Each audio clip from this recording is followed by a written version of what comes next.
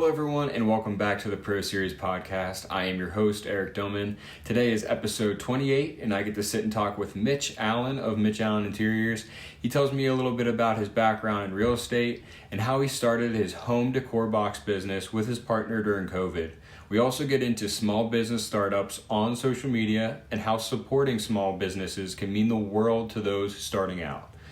But before we start this episode, please make sure you subscribe, rate, and review the Pro Series podcast on wherever you listen to your podcasts. But now, please enjoy episode 28 with Mitch Allen. Hey, Hey, Mitch, how are you?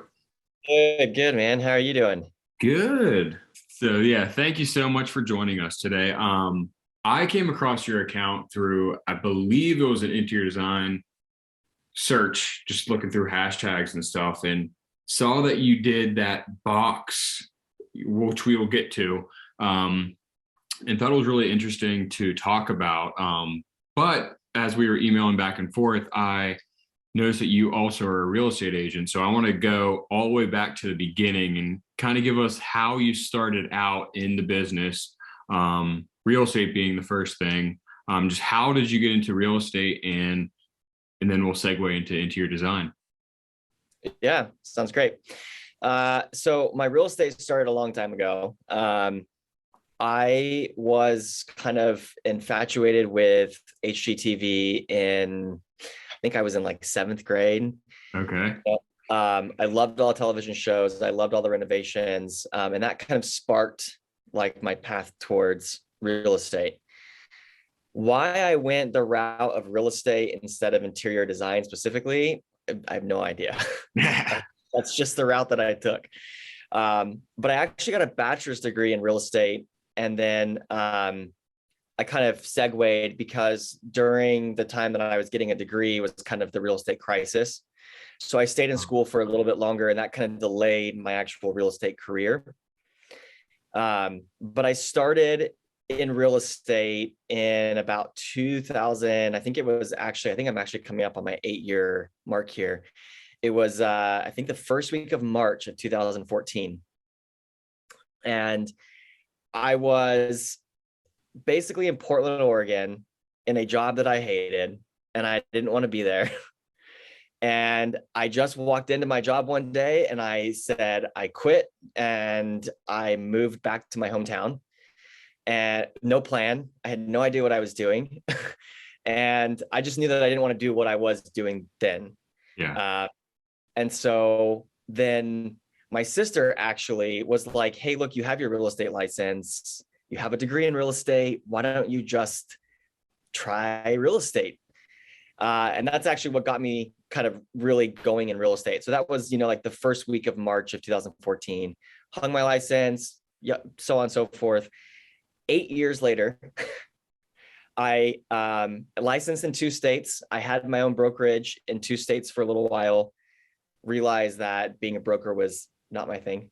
Yeah. I really enjoyed, because when you're a broker, you really lose the like one-on-one with people. I was more managing agents than I was, meeting people, to shop for homes. And that was really what interested me the most about real estate. I loved meeting people, hearing their stories, figuring out why they were buying a home, trying to be like a matchmaker. And I lost all of that when I was a broker. So I left my brokerage, closed the door, shut everything down, and I went and I moved to San Diego. So my hometown is really close to San Diego. It's a very agricultural area. My whole family farms. I moved to San Diego and joined a big team that was growing, just as an agent doing my own thing. So that was kind of the whole track of real estate. So I'm still a real estate agent. I'm still licensed. I'm still I'm a licensed broker. It's funny because a lot of people say, oh, I'm a realtor. And I'm like, well, there's a massive difference between a realtor who's just a licensed salesperson and a broker. There's different, you have to have different amounts of education and skill sets, and you have to have so much transactions underneath your belt. So, but my big celebratory moment happened early last year when I crossed the threshold of 300 people assisted in buying or selling a home as an individual agent. Wow. Yeah, not very many agents get that way. I mean, teams, of course, teams sell thousands and thousands of homes, because they have 50, 100, whatever agents. But as an individual agent, I helped over 300 people buy and sell a home in like 7 years. My gosh, dang. Yeah, What, busy. go back to the getting your bachelor's degree in real estate. I didn't know you could do that. So do Yeah, I you, didn't either. so when you do that, do you go through school and come out with a real estate license? Do you go through the testing and everything? I wish it would have been much Oh, easier and really? save some money. Yeah. So actually, so to get your license, you have to have like all these education requirements. You have to have real estate practices, principles, appraisal, and so on and so forth. I got a bachelor's degree in real estate, but I still had to apply for and take the real estate exam and pay for and everything else. It didn't make any sense. So afterwards, I laughed and I was like, what was that 4 years of college for? Yeah. Yeah, they should just add that on. That's kind of like when you're an interior designer, you can get an NCIDQ, and they don't have that in the school program, which they should. Just gives Yeah, you a better heads up on your life as soon as you graduate.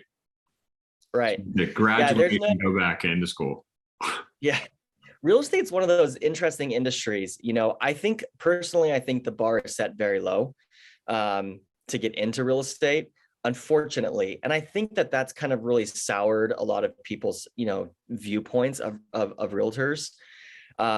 Because, unfortunately, anyone and everyone can get their real estate license. And I think that, that's just kind of a bummer. That's one of Mhm. my negative things about real estate is that it's very easy to get into. And I feel like that just leaves a bad taste in people's mouths. But with that being said, I think there are phenomenal real estate agents out there that do incredible jobs. And, I hear stories all the time when I talk about agents that are on the team that I'm on about all of the things that they do that we should not be doing.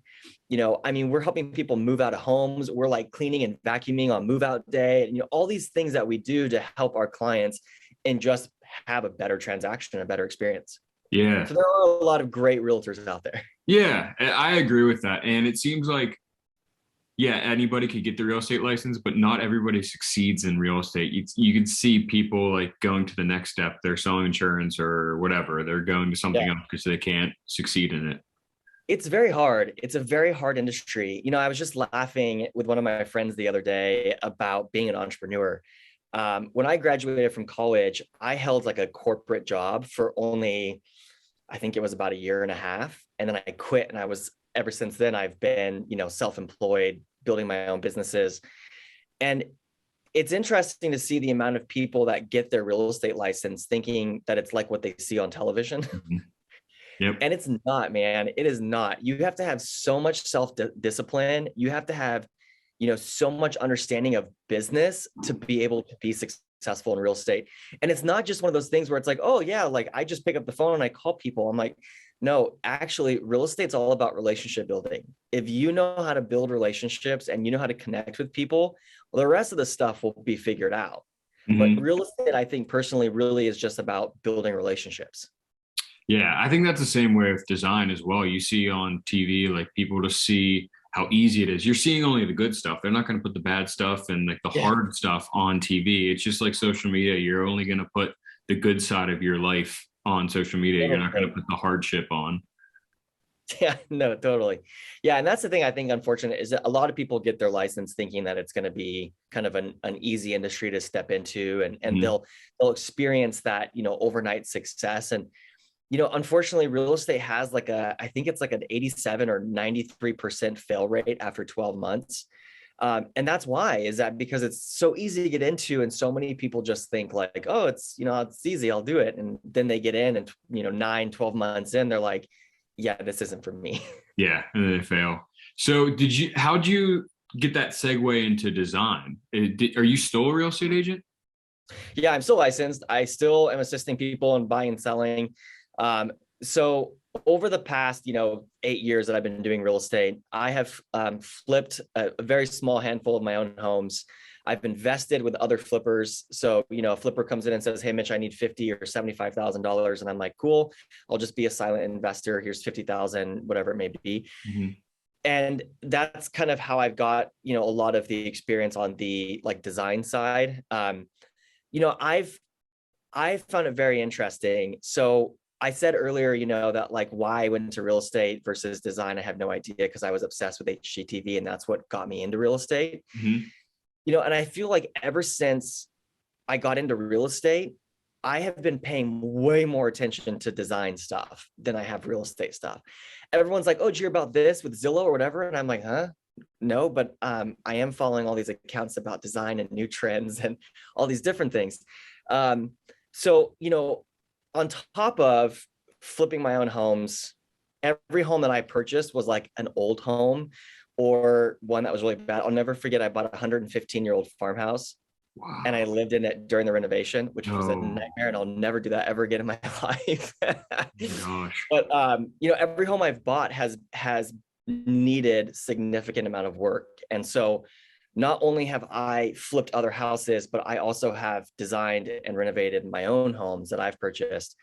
And then I've had clients over the years that just buy a house and they're like, "Hey, I love your home. I saw a house you flipped recently. Like, could you help me?" So it started out as like, I'll just help you, and then me doing my own personal projects. Um, and then, it's funny because you hear these stories often about people who are like, "Yeah, I woke up one day and I hated what I was doing and I just did something else." Yep. Yeah, that was me. Yeah. That was me last year. I woke up and I was like, "You know what?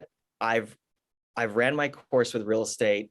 I've had a blast. I've loved it, but I think I am going to go kind of full force with interior design," because I was having like my past clients and my friends, like that list of people who were calling and saying, "Hey, I need design help," versus, "Hey, I need to buy and sell a house," was like significantly stacking up.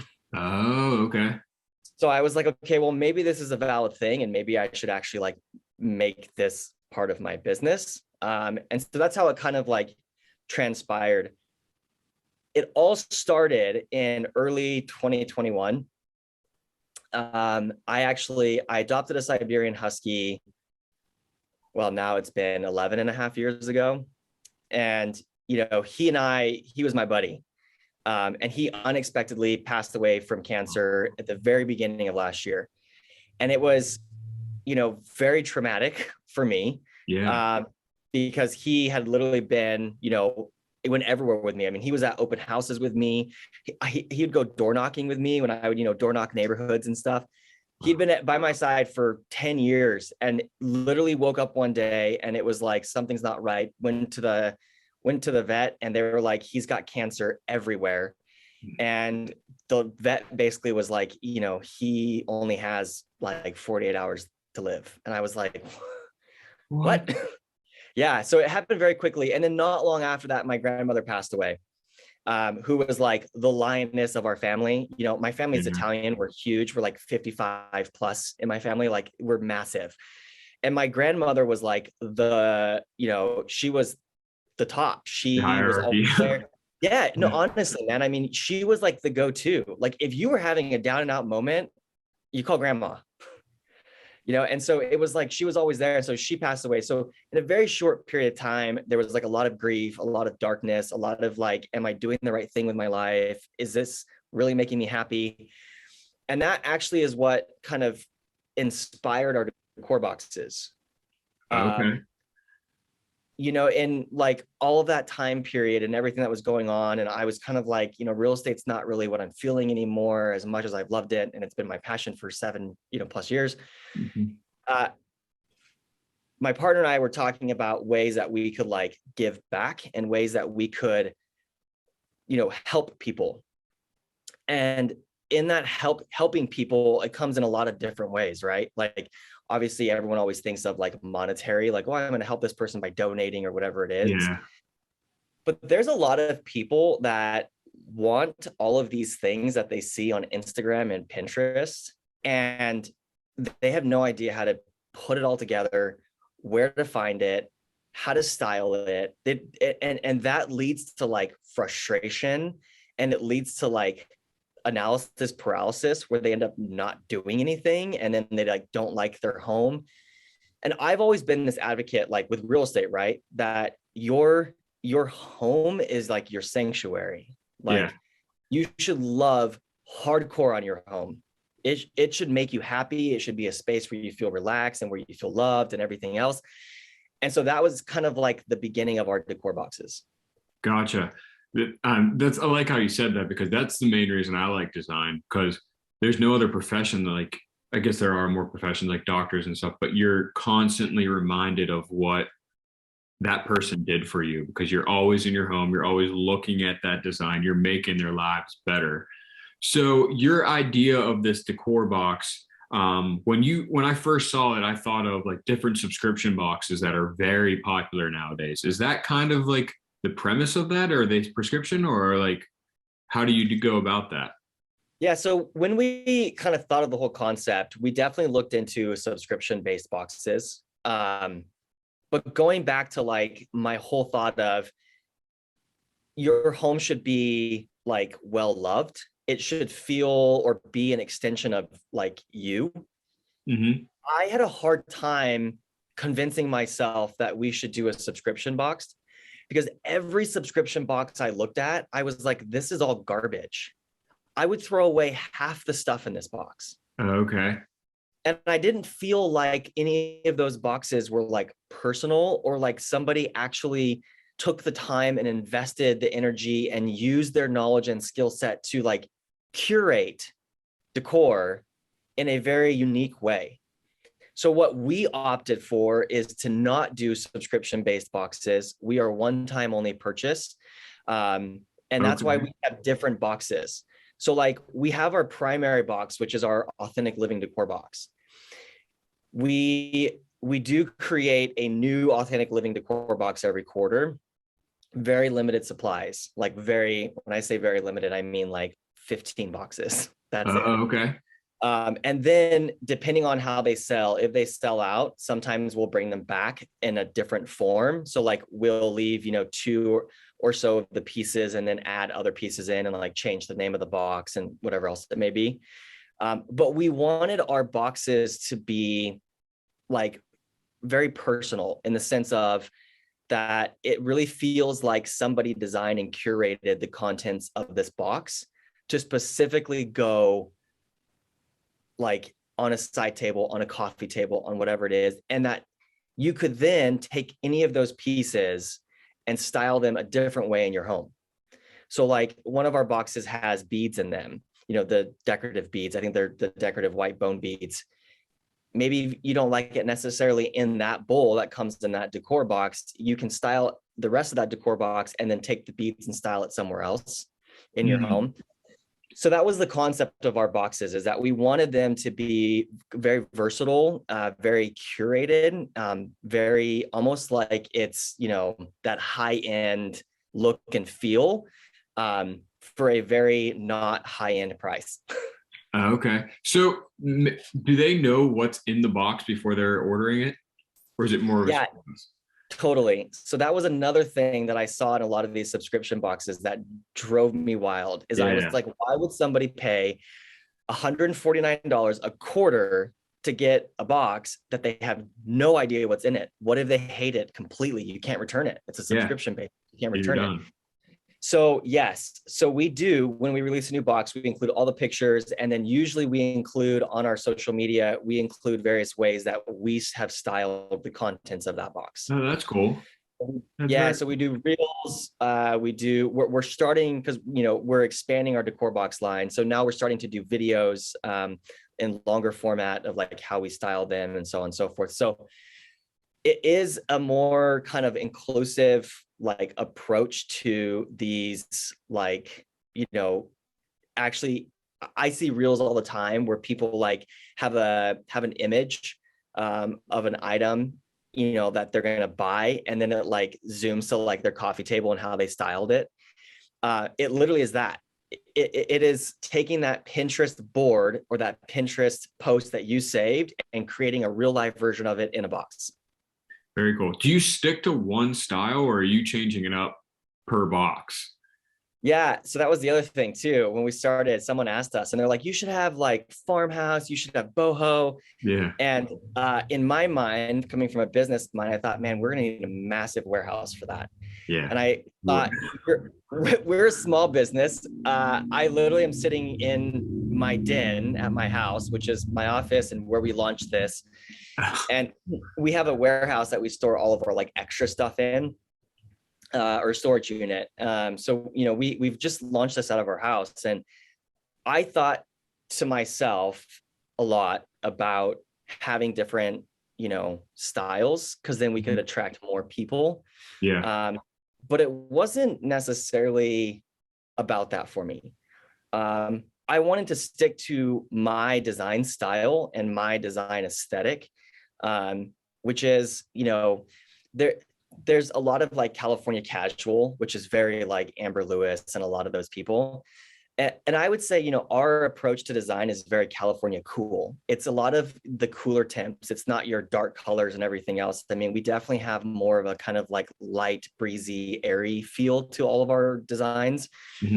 And I think that is kind of, you can see that in our shop. If you just scroll through all of our, options, you can see that it's very light and very, cool toned things. You definitely can. With all the product that's going in the box, are they products that are from your company, or are you partnering with other companies to kind of curate the box and make it into one? Yeah, so we partner with other small artists Oh, and that's other cool. small shops. Yeah, Very so a awesome. lot of our stuff in our boxes is all handmade in some way. So for example, we have a rattan bowl. It's a hand woven rattan bowl that actually is from, I believe it's from Somalia. It's Oh, handmade in like in a wow. local village. So a lot of our things are very, very small business minded as well. So again, going that extra mile of like really customizing, curating, finding unique pieces. I'm not big on the whole like buy mass quantities, mass produced, all that sort of thing. Yes, do we have some of those pieces in our shop? Yes. Why? Because I wanted very specific things, and the only way to get them was to buy from wholesalers, Makes sense. Yeah. essentially. So unfortunately, that's the case. There are a lot of custom pieces that we have, and of course, we're expanding custom pieces as we go. But our point with our boxes is to have at least 1 to 2, if not more, totally custom pieces. For example, our authentic living decor box that we have right now, the vase that's in that box was designed by me and made by a potter here in San Diego. Very cool.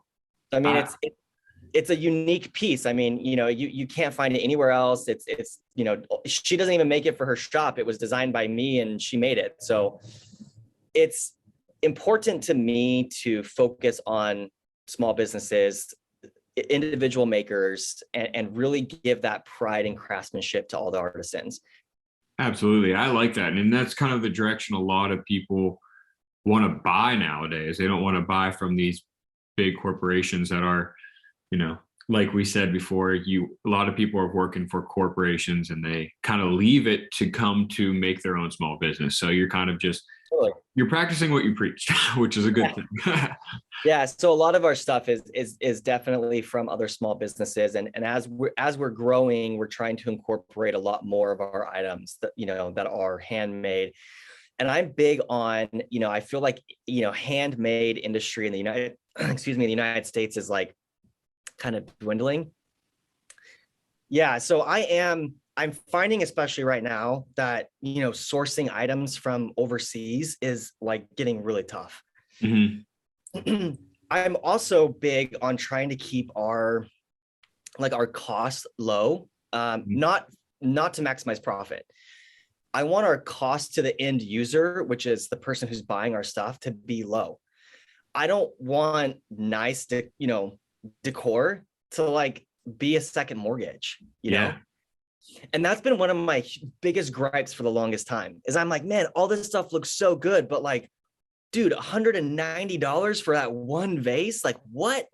exactly. Yeah, that's always been my thing. Get like 4 pillows for a couch is like almost $200.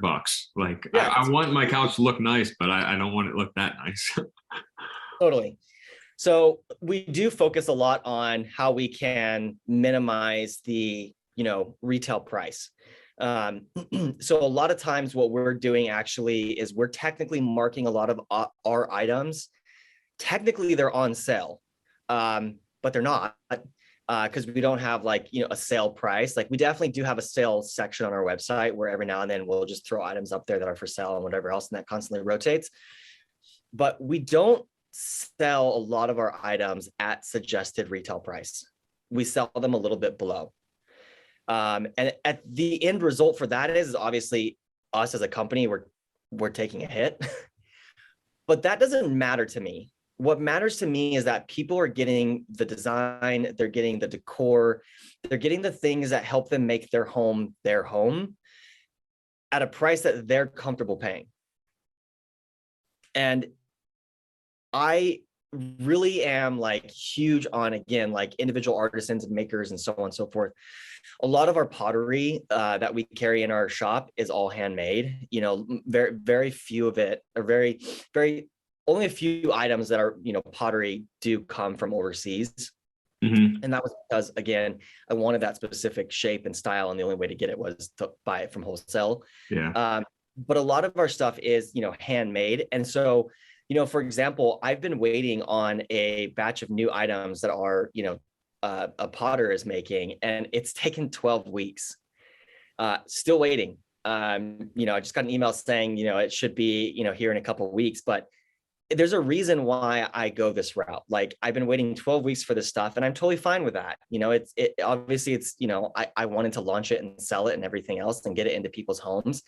But for me, knowing that I'm supporting another artist and I'm putting their items that they made by hand and designed themselves into my shop that then people are welcoming into their home and loving, I'll wait 24 weeks, doesn't matter. But I think it's important that more small businesses and more small shops are getting the credit and are getting the recognition. We have a tab on our website that is called Meet. I think it's called Meet Our Artisans. Okay. Reminds me I need to update it.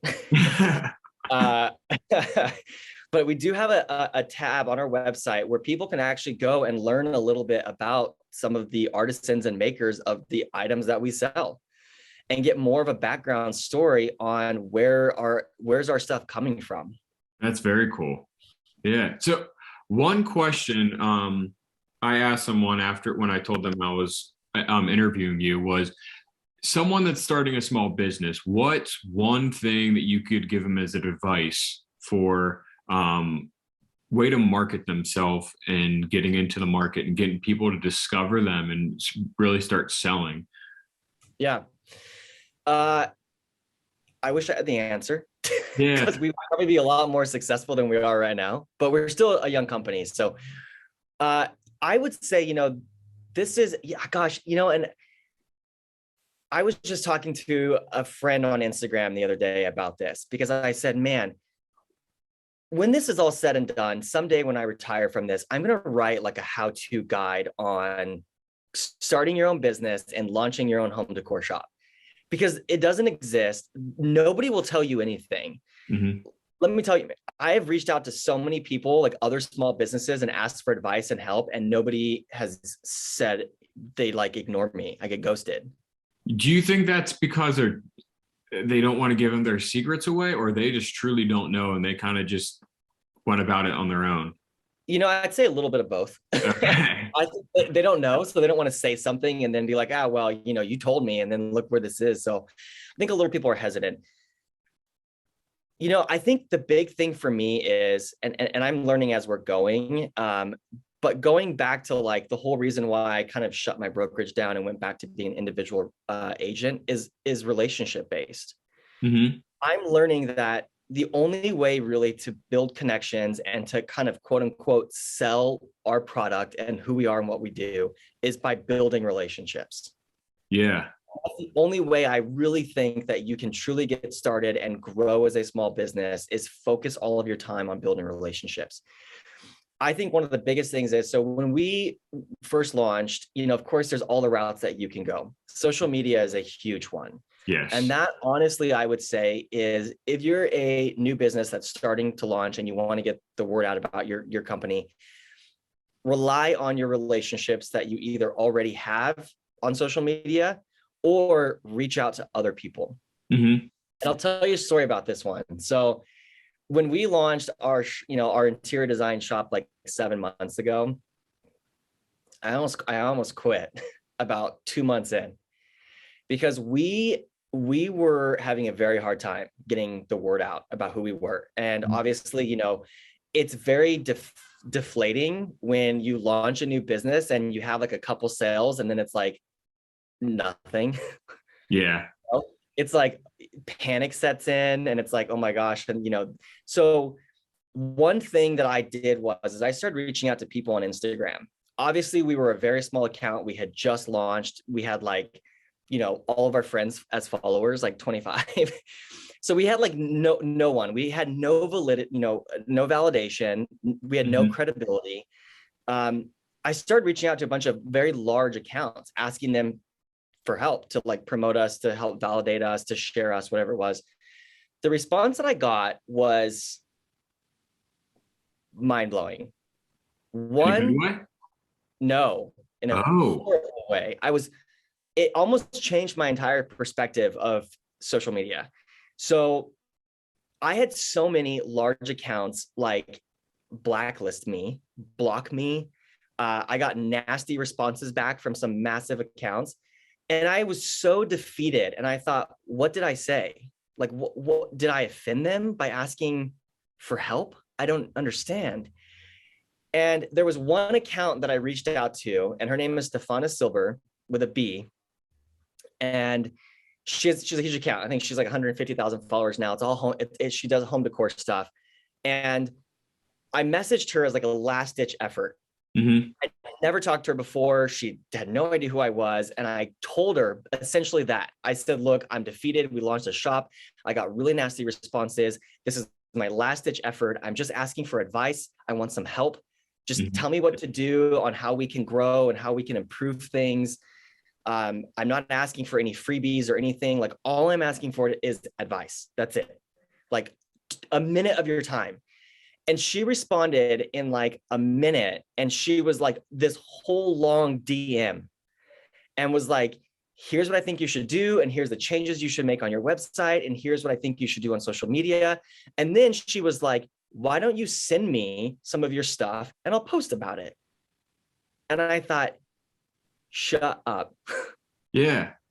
Because every response I was getting previously was like, oh yeah, I'll post about you in our stories. Here's my, I don't even know what they call it, like my marketing plan or whatever it's called.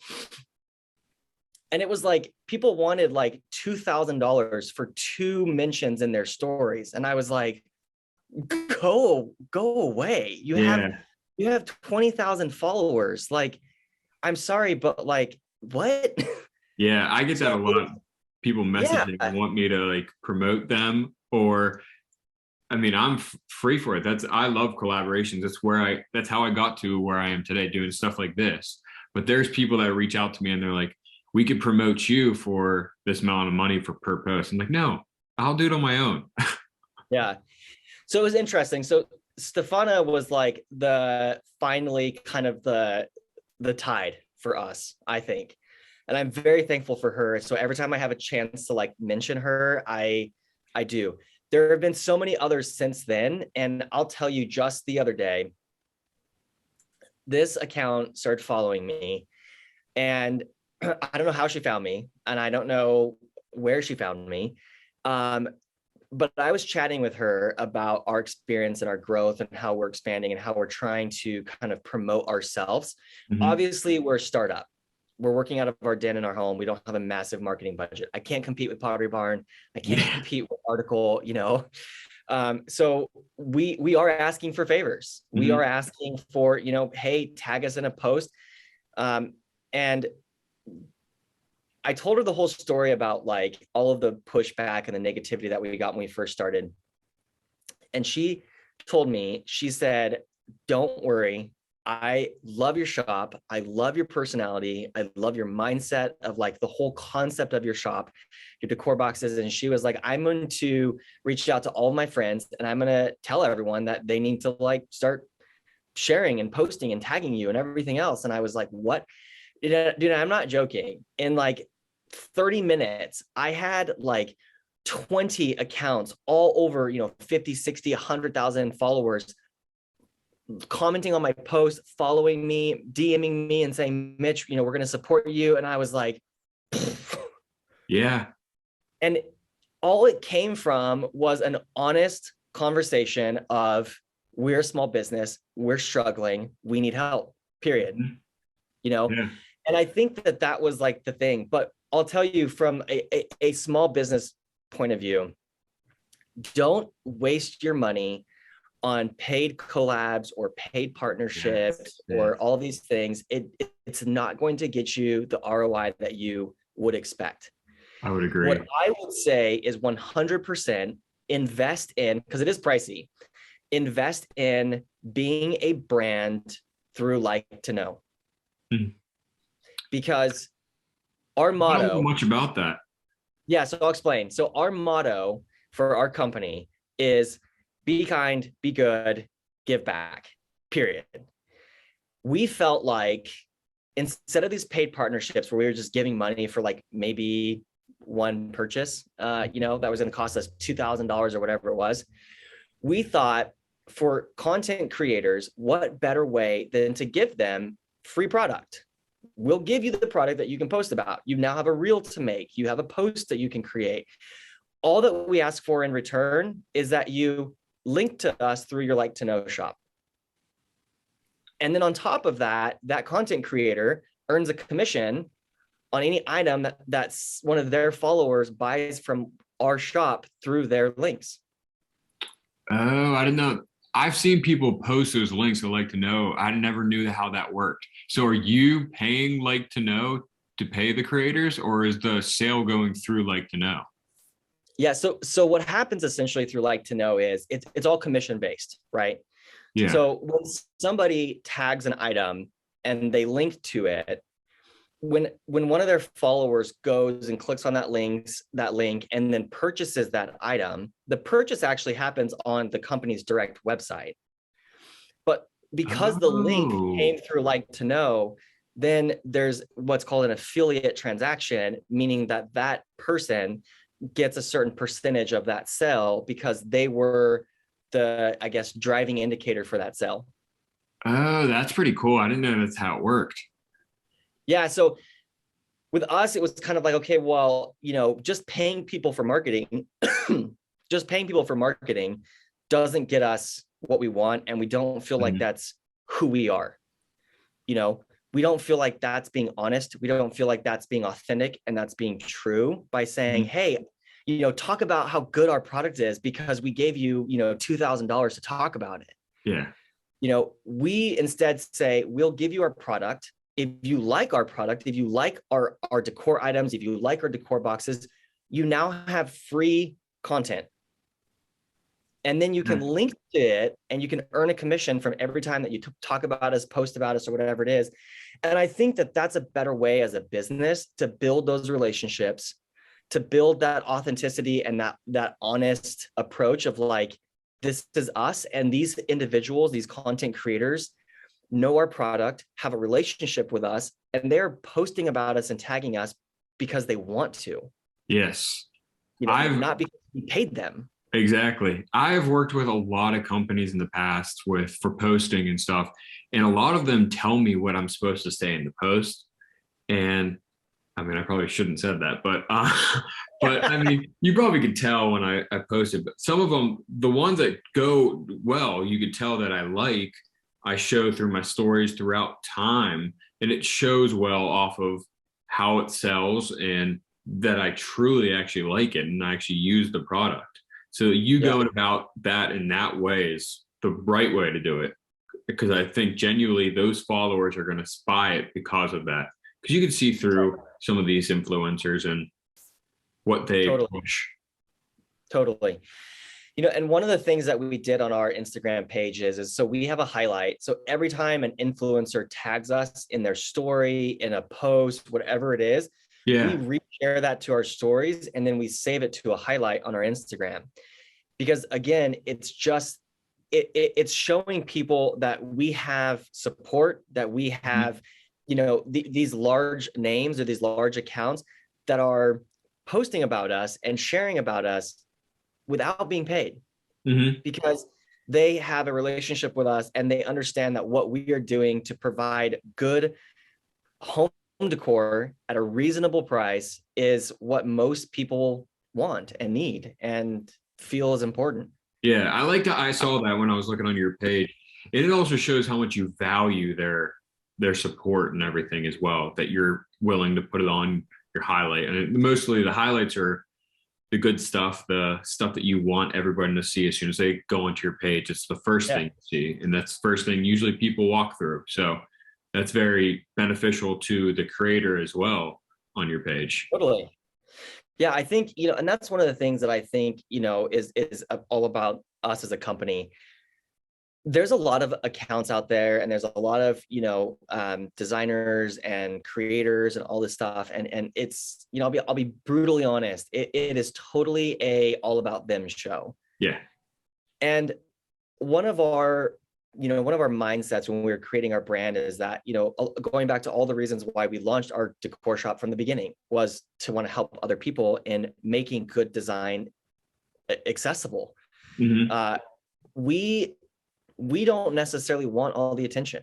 We want the recognition, and yes, of course we want customers and clients and everything else, but we would rather build a community of people that see what we are doing, that value what we are doing, and want to support that. And I think Mm-hmm. that alone is a more valuable tool than any paid partnership or anything else that you can do. And I'm beyond thankful for all the relationships that I guess I would say that I've been given Mm-hmm.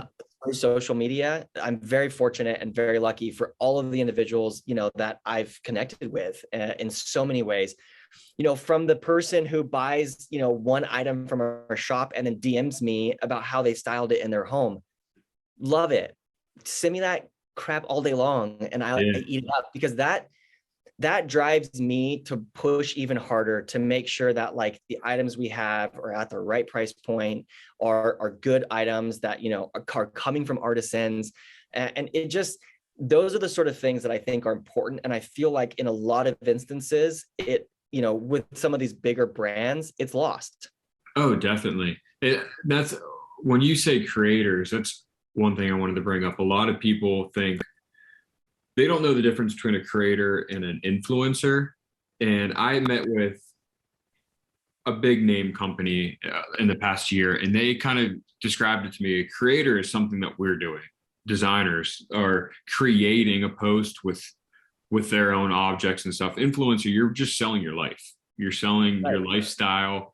And that's one thing I thought of when you were talking about the creators. And that's one of the benefits of dealing with a creator. And also going back to the question on how to benefit a small business who's starting out, that's another way. Just that is networking. I mean, Yeah. it's in social media networking. It's not LinkedIn, but this is sometimes even better because they're able to sell your product. Right. And I think that, people can kind of see through, like you mentioned, when someone is selling a product or Mhm. when somebody is promoting a product because it's something that they believe in and that's something that they are, wanting to help and do. People can read right through that and they Oh can yeah. tell 100%. And I know I'm guilty of it myself. When I'm looking at stories of people that I follow and they're like, hashtag ad or whatever in the very, very bottom corner, I'm like, whatever, next, skip. I'm not paying attention. Like you're Yeah. reading a script that some company gave you. You don't even believe in it yourself. You probably close the box up when you're done recording this video and go put it in a drawer somewhere and you'll never use it again. And that for me is like, that like kind of like makes my skin crawl a little bit, because I tell people who reach out to me, or when I reach out to them and I say, look, like, I'm not asking for anything. I'm going to send you one of our decor boxes. I'm going to send you some of our products. If you like it, post about it. Exactly. If you think it's garbage, no one ever has to know.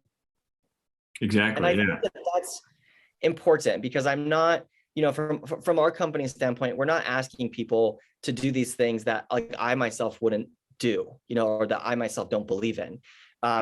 When I bought a couple t-shirts, not long ago, from a company called True Classic, they're like a newer t-shirt company. I love them. I absolutely love them. I was like tagging them in all my stories every time I was like, on my personal account, every time I was like wearing their t-shirts and stuff. And the CEO started following me and reached out to me and was like, dude, I appreciate you always tagging us. And he's like, I'm going to send you, like, I think he sent me like 20 or whatever it was, t-shirts. And he's like, Wow. just as a thanks. Yeah. And he's like, as a company, we value, our customers and their use of our products more than a paid advertisement. Yeah, absolutely. I wish there was more of that mindset in our country. A lot of people are quick to just at and then the company name and badmouth them. But when it comes to giving them a actually solid review, and you're not even asked to do the review, that's very, very, you don't see that happening. Yeah. Which is Yeah. sad. And I do that on my design page, and people will message me like, this has nothing to do with design. And I'm like, well, I have a large following. I want to make some type of benefit to that company, help them out a little bit. Yeah. Yeah. And I get it. It's a thing for a lot of people. And I know that it works. And I know that it's a thing. And I'm not knocking it in a sense of, it's just not something that we as a company would like to do. Exactly. I time block all my, my time every day. And I set aside time every day to go through Instagram and to comment on other people's posts and to like their stuff and to share things with them. Like, hey, I saw in a reel you posted the other day about this, but there's also this other way that you can do it, just as an FYI, if it helps you in the future. And I feel like, that's an hour a day for me. Mm-hmm. And a lot of people are like, oh, get off social media. And I'm like, why? Yeah. You're mindlessly scrolling through social media. Yeah, get off social media and go live life. Get outside. But if you are actually using social media as a tool from an entrepreneur standpoint to connect with other people, to grow your community, to build your business, 100,000% commit a certain time period every day to building those relationships. I do the same thing. And that's what I always tell people. And they say they can't make time for it. I'm like, it's a free marketing tool that you're given. You don't have to put any money into it. You can pay for ads if you want to. I've done it once and I didn't think I benefited from it, but I do the same thing, like an hour at night, and just go through and just build those connections with everybody. It goes a long way. Yeah, totally. I think it does. And I think honestly, that's one of the things that I'm learning as, a new business, is that one of the most beneficial and successful things that we have experienced in validating us as a company is having these relationships specifically through Instagram, And all of that, I can't even tell you how much time I have committed in the past 6 months to being on Instagram on a daily basis, to build these relationships, to message, to DM, to share with people, to just connect on a, human to human, person to person level, and ask for, things, not in a sense of like, hey, promote us and share us, of like, hey, we're a new business and you've been around a while and you have a massive following and whatever else it may be. Do you have any insight? Do you have any tips and tricks? Do you have any pointers on things that we can do to improve? And I think that's important for a lot of people, because I also connect with a lot of other business owners. Mm-hmm. There's one in particular. Her company name is Urban Ember. She does like hand soap trays and all this stuff. I love all of her stuff. That's all. She has like a same thing. She has like a business that she launched out of like her spare bedroom or whatever it was. And I connected with her on Instagram to talk about Like to Know, because I was a little bit confused. And I was like, is this is this the route that we want to go, or do we want to go a different direction? And I talked to her about it. And so like her and I are constantly like sharing business tips with each other Mm-hmm. of like, hey, maybe try this for your next photo shoot, or maybe try this for, you know, your product description or whatever it may be. And I think that that's also a valuable tool as like a new business owner or a new business is to connect Exactly. with other business owners and ask for that advice and input, but also don't just ask, give something. Absolutely. And as Help you them gr- out as well. Yeah, and as you grow, remember that feeling you had when you started at zero and help out the people that are asking for help. Because I mean, it's easier on social media to ask for help. I mean, it's harder in person to go up to someone and ask for help. But just remember how that felt in the beginning and how much it would mean to them for of your following or your success to take your time and actually help them out. Yeah. Awesome. Well, thank you, Mitch. We got into a marketing TED Talk Yeah. today. Something Yeah. I didn't think we were going to do, but I liked it. It's a lot of small business people, realtors, designers follow me, so I think it's beneficial to really anybody to listen to that. Yeah. I want to end with where they could find you on social media and how they could buy your box. Yeah. So you can find us on pretty much all social media. It's just Mitch Allen Interiors. That's Allen.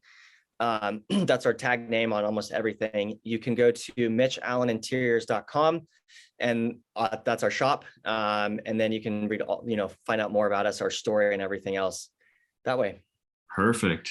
Make sure you guys follow him. Go get your new first decor box. And thank you, Mitch, for coming on today. Of course, man, I appreciate it.